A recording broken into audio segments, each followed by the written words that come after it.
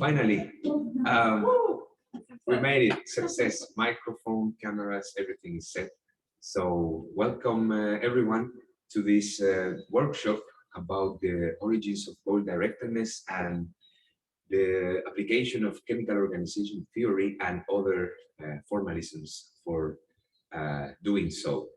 So it's really, I would just want to say like a very little words because it's us here coming from what, Austria, Belgium, Spain, Germany, and other places in Belgium. So we got like a very nice mix of researchers from all over Europe and the world if we go back to the origins of these people, plus some people connected online from different places, which we will discover. I can guess at least a few of them, Germany, Mallorca, and so on.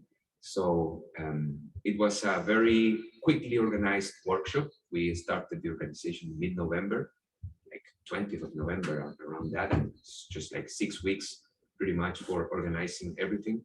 So I'm really happy that you managed to come and look forward to have very, very nice discussions along the way. We have a schedule, a program, we have coffee breaks after, so everything will unfold as regular. Our first speaker is the director of the project that is funding and organizing this, and also we thank Templeton Foundation for making this possible, because they believe in our ideas and want us to pursue them. So Francis, the director of the project, will tell us about the generalities of the research program. So thank you, Francis. So in this talk, I want to give a general introduction to the philosophy behind this project, which is called The Origin of Goal-directedness, and there is a subtitle, a formal scenario based on chemical organization theory and cybernetics. And what I first want to explain is what do we mean by this origin of goal-directedness, and then these two, at first sight, very different paradigms, chemical organization theory on the one hand, cybernetics on the other hand, how can we synthesize them? And to show how do we synthesize them, I will explain the paradigm of dynamical systems, attractors, basins, resilience. So the first talk is a general introduction to the philosophy behind it. The second talk are some preliminary ideas which I've been developing with two colleagues in the project, Chima Beji and Evo Bussenis. Evo is also here, so he will probably go into a little bit more detail about some of these things. No, how do I go to the next page? Also minimize the zoom.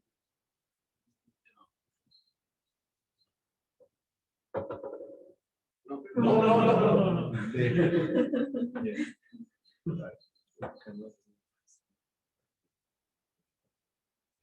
You cannot minimize Zoom when you are recording this meeting.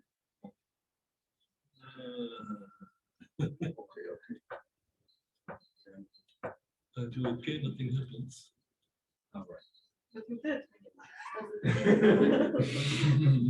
Let's hope it's still recording.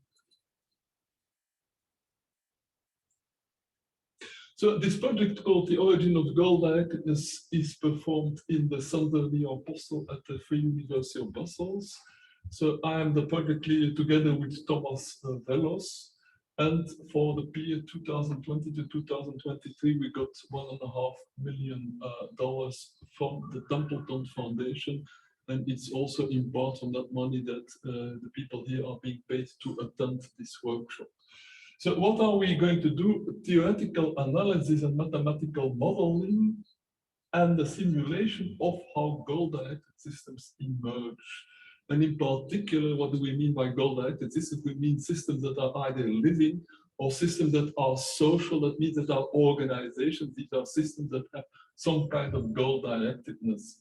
So this is funded by the John Templeton Foundation, who have a very interesting program called the Science of Purpose. And all of the people here who are interested in origins of goal-directedness, I definitely recommend to check that website, because you can also apply there if you have an interesting project in that vein. So let me cite a few of these expert from the program. So the Sign of Purpose program says that it's supporting research that seeks to clarify and test notions of apparent goal-directed processes. Note this always a little bit dangerous formulation, apparent goal-directed processes in the sciences, like physics, chemistry, biology. It says that many biotic and even abiotic systems may be said to display agentic behavior. That's again one of these terms, goal-directed, agentic, that may appear to be self-corrected and target-oriented. Is another one of these terminologies.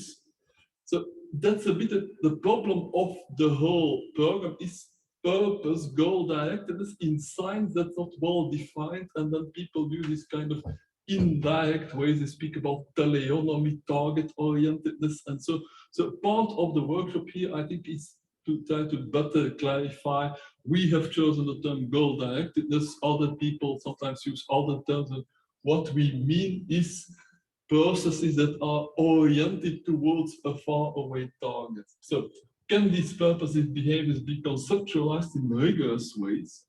So that is the second part of the program. That is that lots of philosophers have spoken about it, but typically in very vague ways and often with connotations of spiritual or religious or vague terms like consciousness. So what we want to do is to use the methods of science, that means formalization, operationalization, empirical investigation to study this problem of purpose.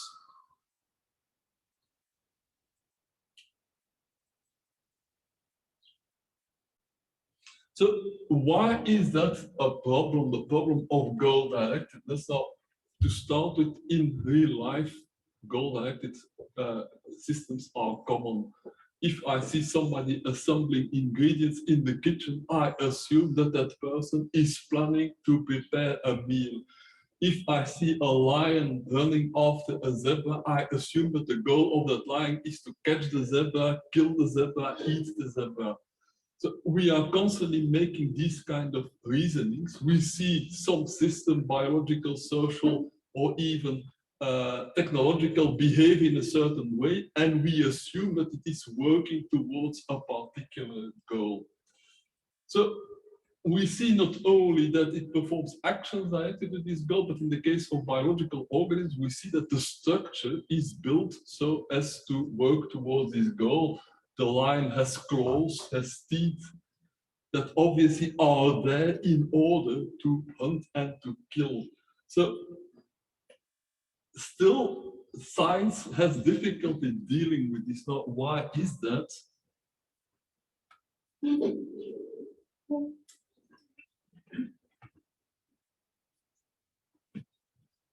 So science originally, the term came from Aristotle, teleology. That is the idea that there are processes whose cause is in the future.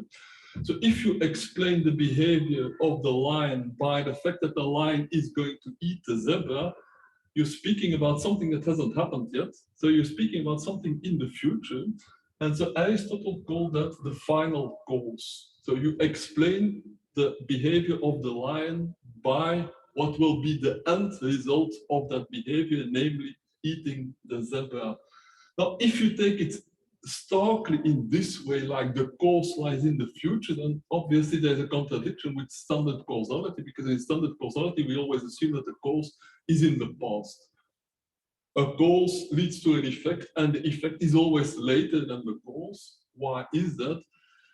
If the future could influence the past, then you would have the famous paradox of the time machine. Then I could, if I built a time machine, I could go back to the past, influence the past, and for example, make sure that my mother never meets my father, which means that I would never be born, and so I would be both born and not born. If the future can influence the past, you get into paradoxes. So we can't accept the idea that a future event can be the cause of a present activity. So this is simply put this idea of final causation. The goal is in the future.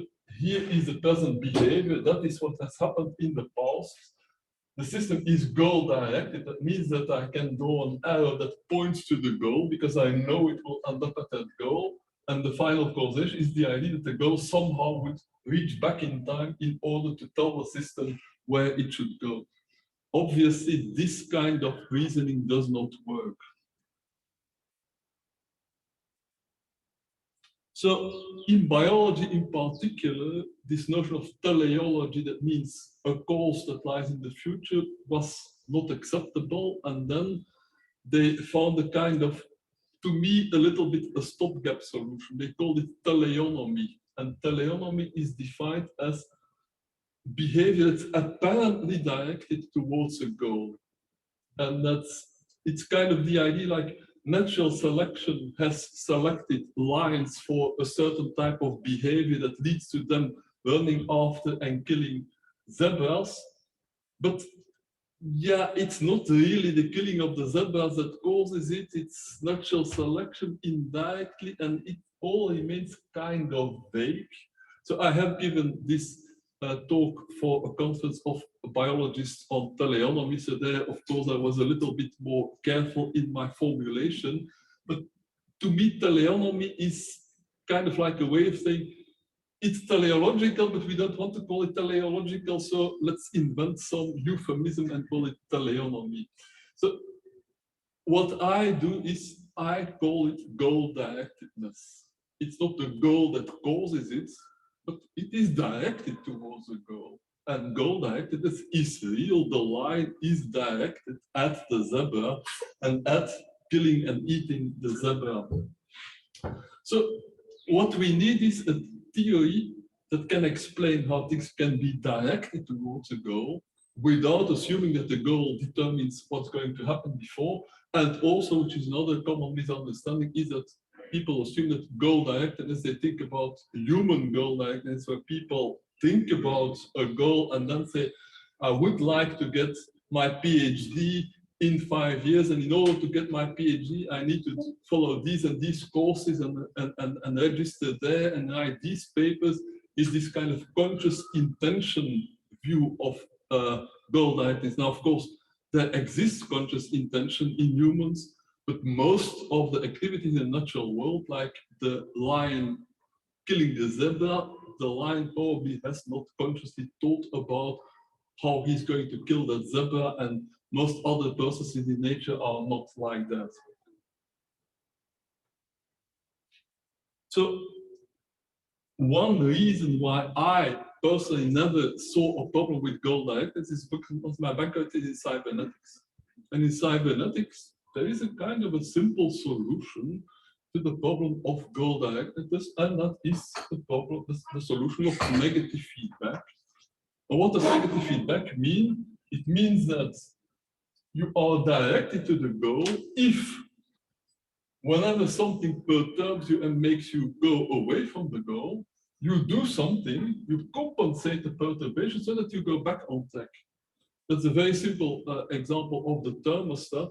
The thermostat is set at a particular temperature. If the temperature is too low, the thermostat will switch on the heating. That means a negative effect on the cooling down until the temperature is reached, and then the thermostat switches off.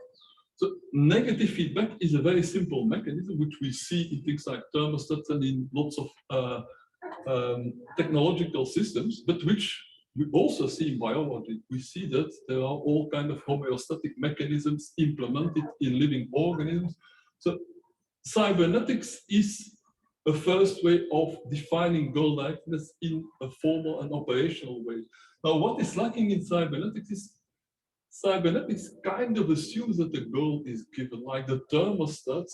Some programmer has decided that the temperature here should be 22 degrees and has built the thermostat so that it will do that. Now, we see that living organisms do that as well. My temperature ideally is about 37 degrees. There are all kinds of processes in my body that function like a thermostat and will either heat me up if I'm too cold or cool me down if I'm too warm. But where did that come from, this goal-directedness? how did my body develop this ability of steering itself towards particular goals, and where did those particular goals come from? So what the project is about is taking the cybernetic definition of goal-directedness, but then try to look at the mechanisms where that could have emerged out of something that is completely non-goal-directed. Because there are lots of solutions where you kind of assume that there is already a goal-directedness, and then you can derive lower order goals from this higher order goal via all kind of hierarchical mechanisms, etc. Now, what we are asking here is the very origin. That means, what's the difference between a system that is not goal-directed, let's say a cup, and a system that is goal-directed, let's say a bacterium? Somewhere there must be a transition, and we want to understand the transition. So one of the things that cybernetics introduced, I think it's a very important concept, and it will come back in lots of different models. That's the model of circularity. Let's say a simple system is a linear system. There's an input and there's an output. But cybernetic systems have a feedback. Part of the output is redirected to the input. And that allows you, for example, if the output is not what you want, you can compensate. You can have an input that is negative that will compensate for this input. And what this does is it makes the system more autonomous. A system that has just an input and an output, whatever the input is, the system has to take that into account, has to react on that input. So a cup, if I move it, the cup has to move because the cup is fully determined by my input, by my picking up the cup and moving it somewhere else. But if I pick up a cat that's lying on a bed, maybe the cat doesn't want to move and the cat climbs back on the bed. That's because the cat has this kind of internal autonomy that tells it, I have been moved from the bed, but I prefer to be on the bed, so I know which actions to do to compensate the perturbation and go back on the bed. So feedback, also another way of putting it, is re-entry. That means the things that come out enter again. And that is something that we will see in different formalisms. This notion of re-entry is a way to create something that is to some degree autonomous. And roughly speaking, you might say, if this arrow of re-entry becomes thicker and thicker, then the arrow input and output becomes less and less important because most of the things are circulating. So now I come to a very simple operational definition of goal-directedness, and that comes actually from the systems theories von Bertalanffy, and he called it equifinality. Equifinality means the same finality, that means the same final result resulting from different initial states.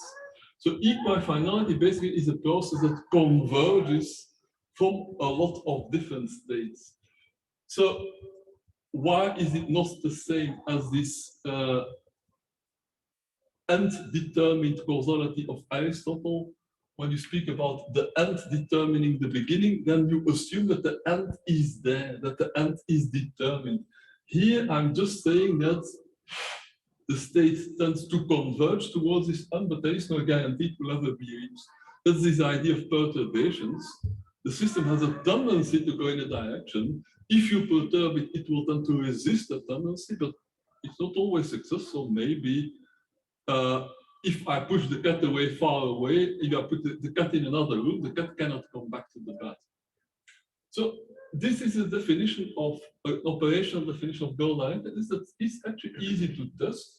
What you could do is assume you're testing, you want to know whether the system is goal-directed. For example, you have a bacteria in a dish, and you want to know whether that bacteria is attracted by a particular type of potential food you put in there. Well, what you do is you put the bacteria in different places in the dish, and if you see that from whichever position you put the bacteria in the dish, it always converges to this piece of food you are there, then you can decide, yes, the goal of these bacteria is to go towards that food.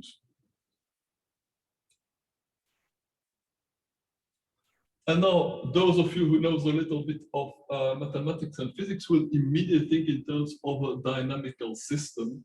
What we are speaking about is a system where from an initial state, it goes to a next state and a next state and a next state. That means it undergoes state transitions that follow a particular function.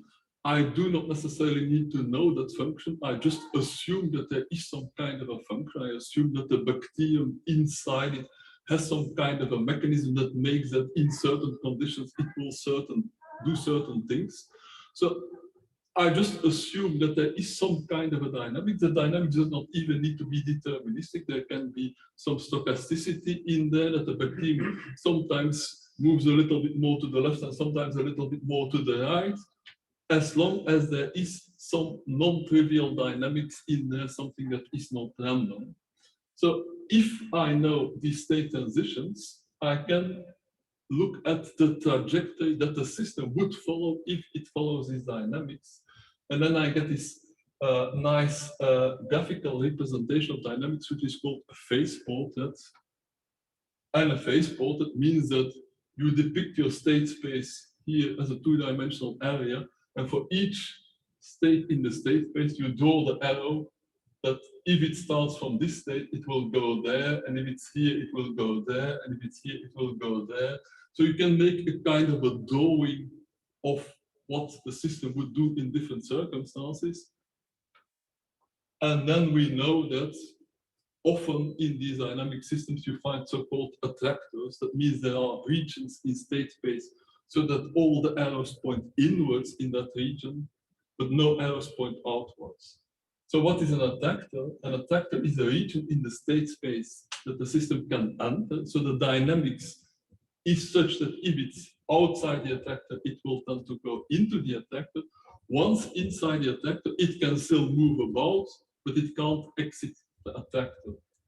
Now, an attractor is normally surrounded by a basin of attraction, and a basin of attraction are all the states in the state space that lead to this particular attractor. So if these gratings are attractors, this is my phase portrait, my arrows. So whenever I come from here, I will end up in this attractor, but if I go across this separating line, I will end up in the other attractor. So that's a very simple, intuitive picture of the dynamics with attractors and basins. So now we come to this dynamical model of goal-directedness. I define a goal as something that characterizes a dynamical system. A dynamical system is a system that follows certain rules to go from one state to the next. The goal must be an attractor. It must have a wide basin, because you could potentially have an attractor that is just surrounded by a minimal number of other states, which means that basically in almost no state will it get into the attractor. So the wide basin is the idea that you converge from many different positions towards the same attractor. And I add the caveat that this attractor should not be a thermodynamic equilibrium, and that is in order to avoid the problem that I have a ball in a bowl and the ball rolls down to the lowest point of the bowl and it's there and it stays there. That's the kind of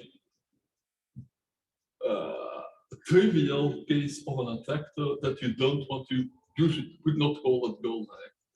It's a question of definition, but usually when we speak about goal-directedness, we speak about a system moving towards a goal that requires energy. So living systems spend energy when they move towards a goal, and they spend energy to maintain that goal.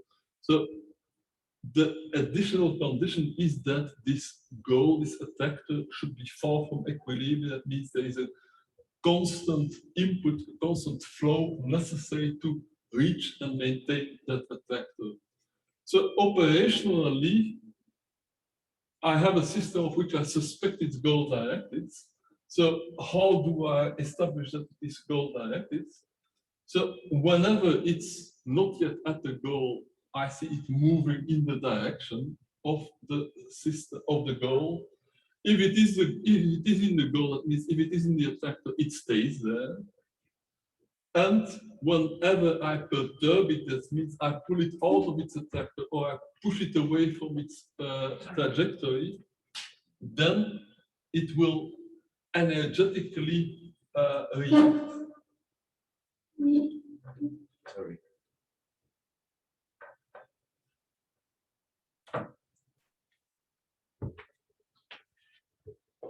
So operationally, how do I know that my system is goal-directed?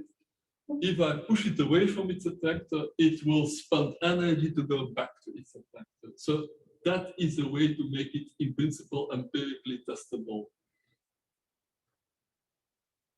So here is a picture that summarizes this whole view. I assume that I have one attractor here, the dark green. The basin of attractor is the light green. That means that whichever state in the basin in the light green will lead to the attractor. So the second part of my paradigm is perturbations. Suppose that this thing is moving towards the attractor, but there is a perturbation. It means something pushes it away to a different state. Now, knowing the phase portrait, I know that if it's pushed to that state, it will just follow this arrow and it will still go to the attractor. So that's the same as what in cybernetics would be called perturbation is compensated. The perturbation puts the system into a different state. The dynamics of the system is such that it will automatically compensate the perturbation. It will counteract it. So this movement can be seen as a counteraction to this perturbation. Now, I could also have a more serious perturbation. I'm already in the attractor. I'm already in my desired state, but I'm pushed out of it. Again, if I'm pushed out to a state that is still in the basin, I will just return. So the system will compensate for the perturbation. But of course, a basin is finite. It is possible that I have a perturbation that is so strong that it pushes me outside of the basin. That's when the system gets in trouble. That's when it no longer can compensate the perturbation. So if, in the examples we will see later, the attractor typically is staying alive, pushing you out of that basin means you're no longer alive. Like, let's say if this basin would represent temperatures that a human body can survive, and this represents the ideal temperature of 37 degrees, and this represents, for example, 40 degrees, and this, for example, represents 15 degrees, and then you go to 45 degrees, well, 45 degrees you can't compensate your death, or 0 degrees you can't compensate your death. So this, the basis of attraction shows you how adaptive the system is, how much it can compensate perturbations. So just as an illustration, the attractor can have all kinds of different shapes. It definitely is typically not a single point, like in homeostasis, where you have this ideal temperature and everything converges to that point. Typical attractor is a limit cycle, which means that you have a process that is continuing and going through different stages, but whenever you are outside of that process, you go back to the process, so you converge to the process. And also an interesting one is where the process is not a cycle, but the process is a flow. It's like, for example, growth. If you take a tree can only grow. Each year there will be a ring added. So the goal of the tree, you might say, is to add rings of wood. And when there are perturbations, like for example, there's not enough rain in a given year for the tree to grow, that's a perturbation, but maybe the tree can compensate it by growing deeper roots, so that next year it will get enough water to grow, and just like that, the tree continues growing and going and going, and the perturbations hopefully can be compensated, but this is a perturbation, maybe the tree really doesn't get enough water and it dies.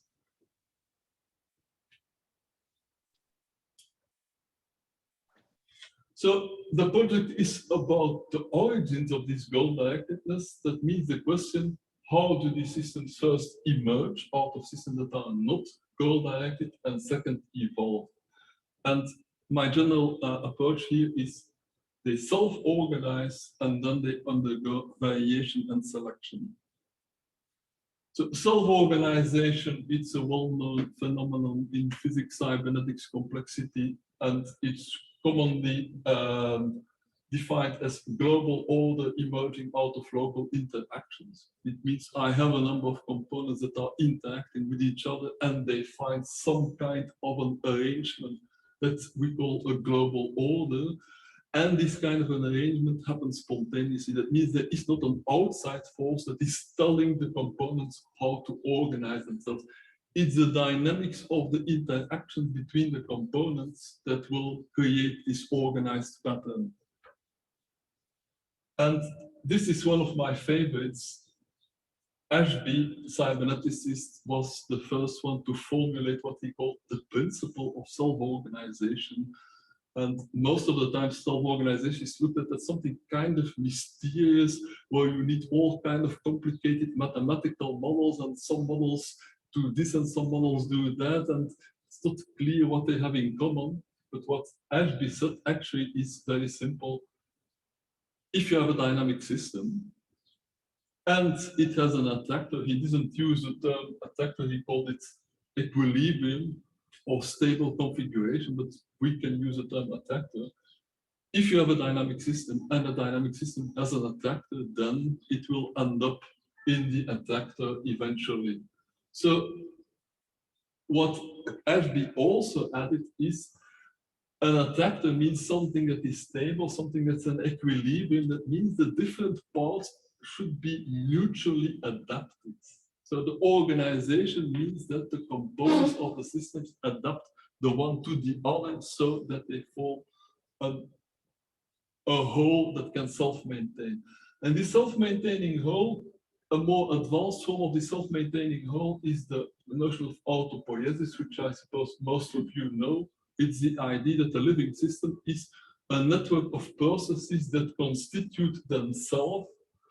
And the implicit goal, which Matoran and Violet were not speaking in terms of goal-directedness, but I prefer to see it like that, is the self-maintenance, the production of the system itself is survival, it's what the system does.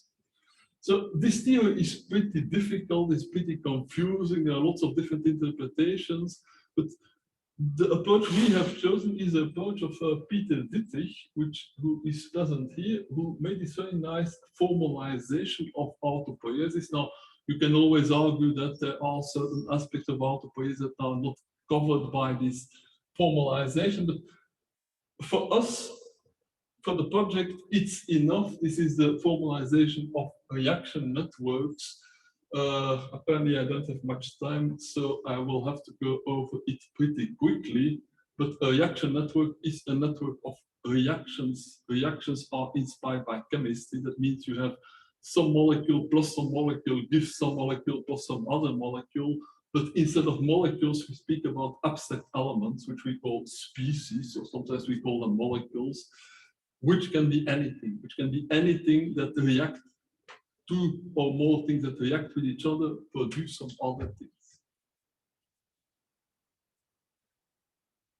So chemical organization theory, which is what Dittrich proposed, is now to use a reaction network and look at a set of molecules or species that is self-maintaining. So what is an organization?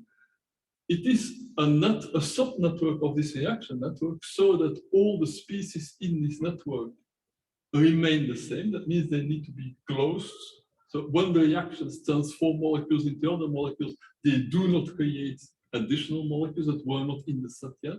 And they are self-maintaining. It means all the ones that are consumed by some reaction are produced again by some other reaction, with the result that the thing is self-maintaining, things get consumed, things get produced, but whatever is produced is something that was already there, and whatever is consumed is reconstituted again, so that the whole of all the molecules is permanently reconstituted. In that sense, it's a generalization of this notion of autopoiesis and of autocatalytic networks.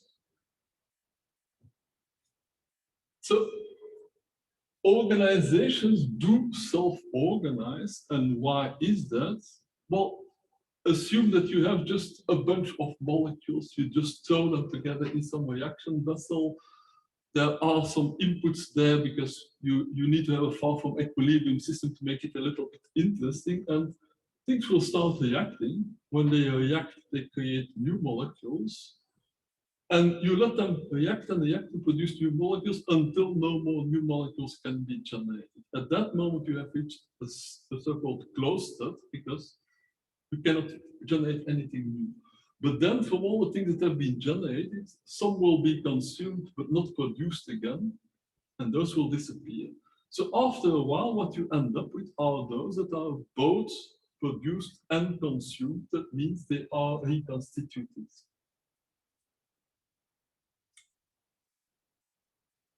So here is a graphical depiction of an organization. It's difficult to depict them graphically because you have this feature that you typically have more than one thing leading to more than one thing. So the usual graphical notation where you have a node with a link to another node, you need to have different nodes that lead to different nodes. So I have depicted it as the reaction is this triangle. There's an input of the reaction, the things that are being consumed. There's an output of the reaction, the things that are being produced. And what you see here is that everything is in some degree circular in the sense that everything is reconstituted. We do have an input of the A, which is the equivalent of a food molecule. The system needs some food to run on. It has an output of an E, which in this case we can see the waste, that's what the system throws out. But everything else in between is being reconstituted.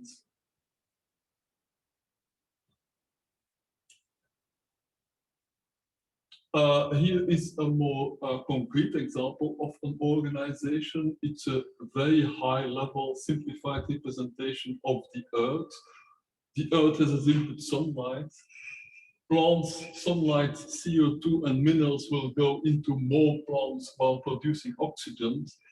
Plants and animals animals will breathe in the oxygen and eat the plants. So they will produce more animals with CO2 waste. And then there are decomposers who turn the waste into CO2 and the minerals will again feed the plants. So the CO2 that the plants need, the minerals that the plant needs are reconstituted, and the whole cycle can go on. So the overall system is self-maintaining, and the assumption here is that self-maintenance is the goal of the system.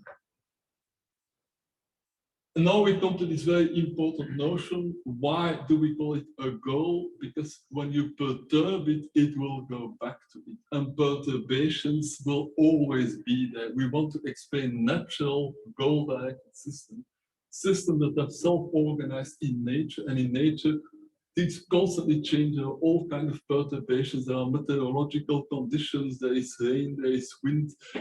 There are mixtures of chemicals. So whatever you do, if you want to say that the natural system is self-maintaining, you need to say that the system can resist perturbations. Now, in the project, we have defined 3 types of perturbations. State perturbation means you have your molecules, you can have more or less of them. It's just quantitative changes. Process perturbation, that means the reactions that produce the molecules can go faster or can go slower. For example, you could have more or less sunlight. And then the more interesting one are the structural perturbations. The structural perturbations are some of the molecules, you take them out or you add them, and then when you add molecules, new reactions will take place. You get a different system. You change the dynamics of the system with the structural perturbations. And if we think about the origin of life, the typical problem, the typical kind of perturbations is that the system needs food, it needs certain inputs. And what I call toxins, it gets inputs that interfere with its activities. That means that react with things that should be reacting with something else. And now I come to this other core concept of our project is resilience. So I define resilience as the ability of a self-maintaining system to survive all these kind of perturbations. That means it should have this ability to compensate for the perturbations, to neutralize toxins if there is a toxin, to switch to a different food if the food it normally needs is running out. So what this all means is to have an extended basin of attraction. So we saw that the basin of attraction determines how well the system reaches its goal. If that basin becomes wider, it will become more resilient, it means it will survive more perturbations. And now in the theory of resilience, which was mostly developed for social and ecological systems, there are three interesting aspects that we can look at in our formal models. The first one is what is called the latitude, which is kind of like how big is the basin of attraction. The idea is the wider the basin of attraction you make, the more perturbations you will be able to survive. There is an aspect of resistance, which we haven't defined yet in terms of dynamical system, but which intuitively is something like the depth of the basin of attraction. It means the effort you need to pull it out of its basin of attraction, which is something like the intensity of the perturbation. It's more like a quantitative measure of the intensity of the perturbation.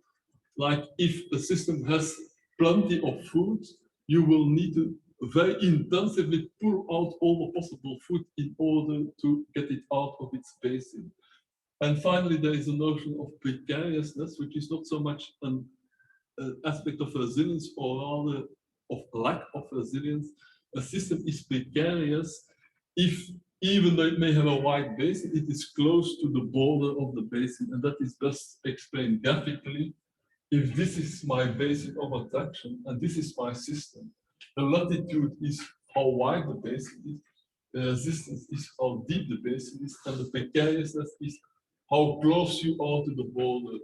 If that system would be here, it would not be precarious. If that system would be here, it would be very precarious, even though it would have a wide latitude and a wide resistance. Another picture in 3D. That's my basin of attraction. The depth is the resistance, the width is the latitude, and the nearness to the border is the precariousness. So you could theoretically have a system with a very high latitude and a very high resilience and a very high resistance, but where just a single perturbation, if it's the right one, would push it into the next basin. So precariousness, it's a little bit like a focused attack. Like if in the internet you randomly remove links, the probability that you will disturb the internet is very small. But if you focusedly remove certain hubs, then you could kill it. So precariousness is that, the fact that you are sensitive to particular attacks. And then we come kind of to the most important of our methods for finding this. We want to see how do resilient organizations evolve. So we assume we can generate organizations, they self-organize. That's the easy part. The difficult part is, of all these organizations that could potentially self-organize, what are the resilient ones? What characterizes the resilient ones? And we assume that, let's say, in some little ponds, at the beginning, when the earth was just cooling down, some chemicals started some kind of an autocatalytic cycle that became an organization. How did it lead to something like life that we know is very resilient? So the method is you introduce blind variation. Blind variation, in this case, we're speaking about structural changes. You add species, you remove species, and yeah, it may destroy the organization or it may create a different one. And then there will be a natural selection. All the non-resilient ones will just disappear. And hopefully the resilient ones survive. So the general philosophy is evolution will create organizations that are more and more resilient. How do you find out which ones are resilient? That's another part of our project, is by simulation. So we have software which will generate random reaction networks. In that software, we use some known algorithms to find the organizations in there. And then we perturb these organizations by randomly adding or removing species. We wait until the system settles back into, again, an organization which may be the same one or which may be a new one. And we repeat the perturbation and we note which are the organizations that survive the largest number of perturbations. So that's, let's say, the almost empirical way of finding out how does an organization become resilient. You just randomly generate a lot of them, you perturb them randomly, and you find out which are the ones that survive. That's one approach. The other approach is theoretically thinking about systems we know that are self-maintaining, like biological systems, and seeing what do they use for resilience. And there's one very important concept in biology, which is called degeneracy. And degeneracy means it's not the same as redundancy. It's kind of having different ways of achieving the same effects, but where the different ways are not completely achieving the same effect, they are partly achieving the same effect, partly a different effect. And a simple example I told here about is, suppose you have an organization which needs A, B, and C. And it can make A and B from X, it can make A and C from Y, and it can make B and C from Z. Now you perturb it. That means you take away one of these three food molecules. So it needs the X, Y, Z. If I take away the Z, this reaction stops. But I still produce A and B here, and I still produce C there. The same for Y, whichever reaction I take away, the two others will still generate A, B, C. So that is an example of degeneracy. And our hypothesis is when we generate these to simulation, this resilient organization, that we will find quite some degeneracy in there. Well, negative feedback, it's another very general mechanism of combating perturbations. Our feeling is that negative feedback in chemical organizations is kind of default. It's not always there. Eva will speak a little bit more about it, but there is the simple principle that if something is consumed by a certain reaction, and if that something diminishes or increases, then the reaction itself will also diminish or increase. That means if my A becomes scarcer, if there is less A, then there will be less production of X, but that means also there will be less A that's being consumed. By definition, if A is consumed somewhere in my organization, some other process must produce A, otherwise it wouldn't be self-maintaining. And in first approximation, the one that produces this will be independent of the one that consumes it. So if the consuming one slows down because there is not enough, then the producing one will generate more. So that's a negative feedback. If something diminishes, it increases again. If something goes up, it decreases again. Another very important mechanism of increasing resilience is adding some pathway, some reaction that can deal with a perturbation that you couldn't deal with before. And a very typical example is how does a bacterium become resistant against antibiotics. Now, bacteria are known that they sometimes acquire a plasmid, which is a free-floating bit of DNA.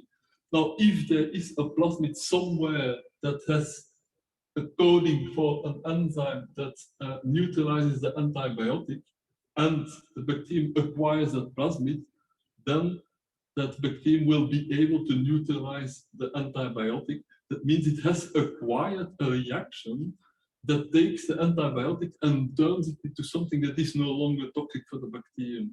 So acquiring some reaction that neutralizes the perturbation is another strategy for increasing resilience.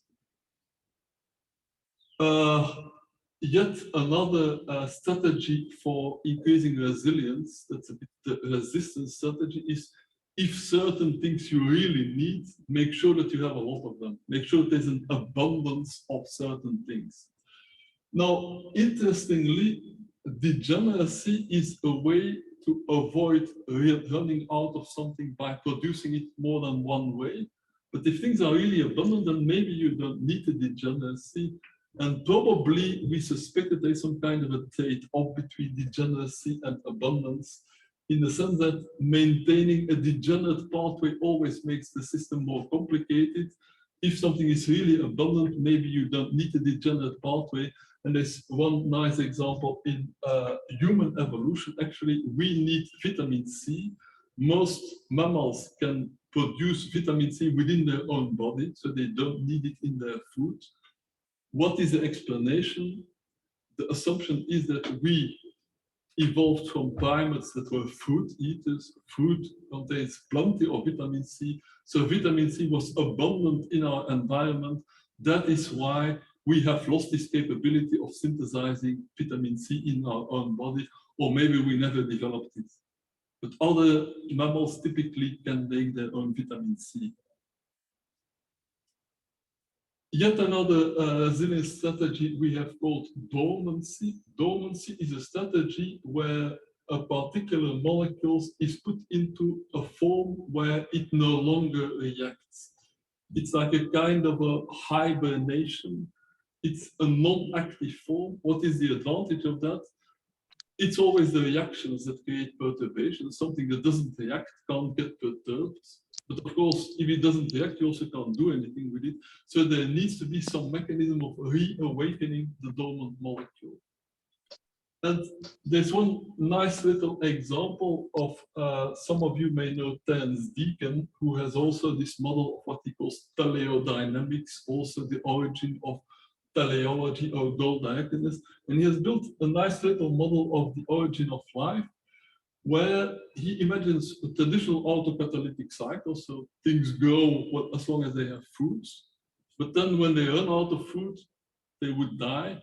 So he has a solution so that they wouldn't die, namely the autocatalytic cycle produces certain molecules that he calls capsids. The capsids have the tendency to stick together and form a capsule. The capsule encapsulates the autocatalytic molecules, and that stops them from reacting. So they just go into some kind of a hibernation. And here is a bit of an illustration. So imagine that X, Y, and Z are autocatalytic molecules that need all the food molecule in order to grow. The capsids have encapsulated the XYs, so nothing happens, but there is some other molecule M that has the property that it breaks open the capsule. When it breaks open the capsules, the X and Y's are released. They start reacting with the R's. They produce more X and Y's, but they also produce more C's. And in the end, the C's start closing in again and they form new capsules.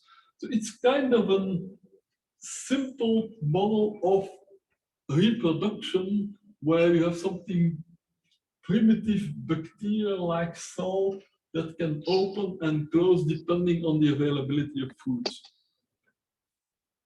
So the dormancy function, what is a dormancy function? There are two functions, I would say. There are molecules that you need for, let's say, energetic reasons, that means you need to consume them. Putting them in a dormant state is like the equivalent of building up reserves. It's like what we do in our body with reserves of fat and reserves of glycogen, so that when we need to run, there is energy available. But there's the other function that is storage of information, and that's what we do with our DNA. The DNA is a molecule that in itself does not react. The DNA needs to be read off by a special machinery. The DNA itself does not react in the sense of being consumed and being produced. Only when you reproduce is DNA being produced. DNA normally stays the same. It's in a dormant stage. So I'll maybe quickly go over this one. Yeah, Boundaries is another way which is a little bit less obvious to implement in COT, but it can also be done. A boundary is a way of separating some molecules from the rest of the world. The separated molecules are within the boundary, they can react with each other, they cannot react with outside molecules, so that means that toxins cannot react with internal molecules, and you need to have a semi-permeable membrane where some molecules can enter, but not all of them can enter. Why is that important? Because of what I call interference. You have a so-called toxic molecule which reacts with another molecule to create something that you don't want. For example, CO2 poisoning, the CO molecule will react with the hemoglobin faster than the oxygen reacts. And when the CO molecule is bound to the hemoglobin can no longer take on oxygen. And the reaction of hemoglobin with oxygen is an essential reaction for our body to function. So CO poisoning is that the CO reacts with the hemoglobin before the oxygen has reacted with it, and like that makes the hemoglobin no longer available for transporting oxygen.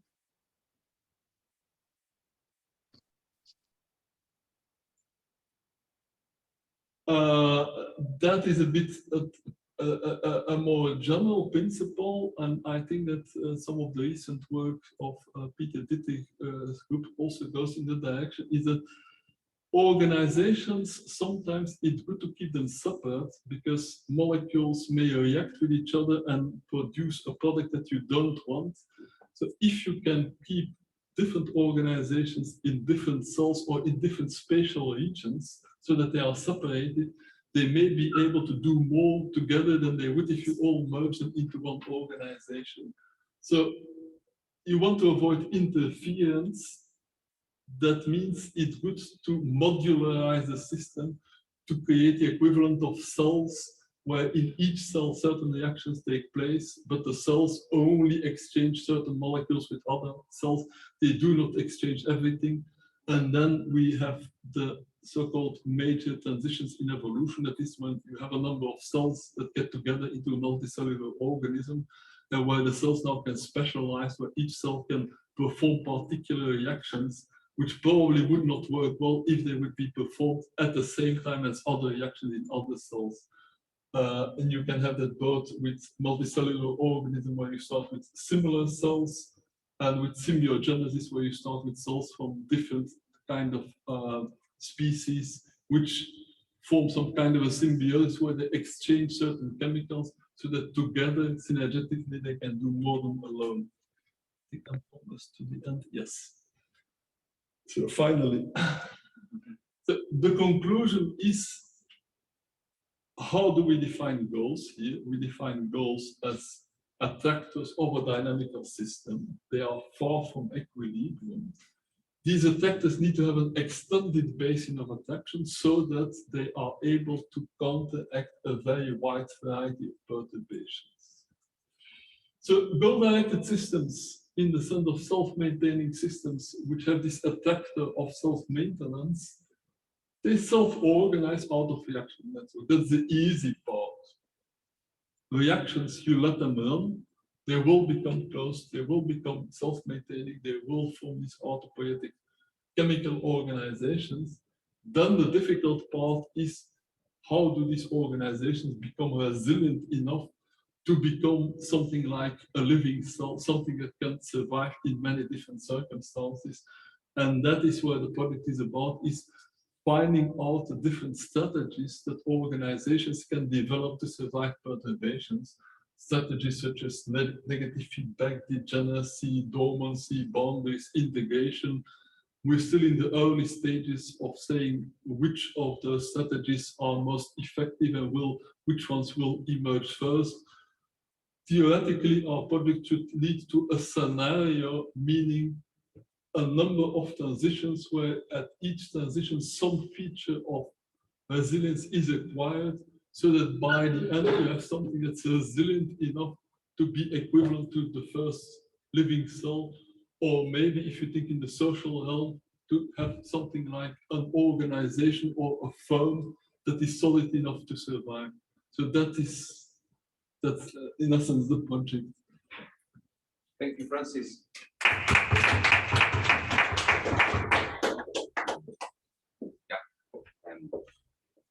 Yeah, we are in a very chilled and relaxed environment. So we have food, coffee, everything outside, but also if anybody wants to have a question now, we will still have a discussion session at the end of the day, but now in order to not kind of forget, maybe whoever wants to ask a question or from the audience online as well, make sure we listen to you. It has to be kind of loud, please.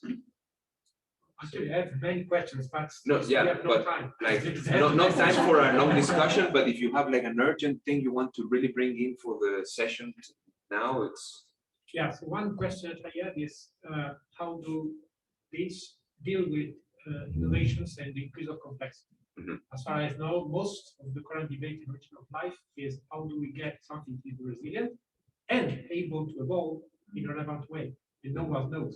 Mhm. So we have this sort of trade-off between looking for complexity and putting complexity at the beginning, otherwise we do not get the right way. Yeah. So one question would be that. And I also have a question about technology and future.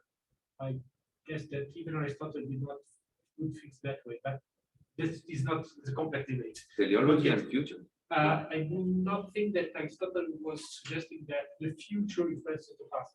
I think he was saying No, that- no, Aristotle himself didn't say it like that, but people interpret it later like that. It's this is a So- debate in itself. Yeah, would you like to answer to the first? Yeah, in terms of complexity, that was the point that I said as acquiring pathways. What I suspect is that when you perturb these organizations, some of the perturbations will kill the organization, but some of the perturbations will actually make the organization stronger in the sense that it requires a pathway to do something. It's like this example of the plasmid. If the bacterium acquires a plasmid that codes for something that neutralizes the enzyme, it has acquired an additional way of dealing with problems. And of course, a plasmid is already a quite complex structure because you have DNA, etc. So that's just the example. I imagine that in the origin of life, maybe it just acquires some molecule somewhere that most of the time doesn't do much, but in case of need, when some toxin appears, it can neutralize the toxin, or if some rare food is available and the normal food is not available, that will help digest that rare food. So it's what in cybernetics called the law of requisite variety. If you want to reach your goal in the phase of perturbations, the number of counter actions you should be able to perform should be proportional to the number of perturbations. So a wider range of perturbations means a wider range of a counter action, means a greater variety of strategies to deal with the problem. So my general expectation is that variety, internal variety, will increase by the acquisition of additional molecules, reactions, pathways, etc., each of which can deal with some particular perturbation. And that, of course, will make the system more complex. Okay. Yeah. Okay, so we finished. Thank you again, Francis. We finished the first morning session, and I have a few things to say. The first is that I have a Wi-Fi account or password for each of you now, so I will distribute them in the coffee break. The second is that we are going to be having lunch here right after the second session. I will make sure now that we get enough plates for food for everyone. So, and that's another important thing. Whoever wants to take pictures and like make some, because we are in such a beautiful environment now. So you're all welcome to do so. And then we will find a way to integrate all these pictures to make a nice website out of it. So thank you very much again, and let's enjoy the coffee. And for the online audience, I regret to say that we will just go to the balcony now to watch the Alhambra while we drink coffee. And, I know. No problem. We will have coffee at home. Yeah, that's good. We cannot transfer the coffee through the cables yet. Okay, so we will be coming back at the same Zoom link, because I will close it so that the MP4 is generated, and then restart the meeting in like 15 minutes. Okay. Perfect. Okay. Just join. Okay, great. And if it's not Thank there, you. you know it will be 20 or. Thank you. See you soon. See you soon. Okay, thanks. Even if it happens with the link, I will just reshare a new link. But I don't think so, because I made a permanent link, so it should work. Okay, so it's the same link. And Thomas, what would be good? What would be good is if you could check for each lecture that the shared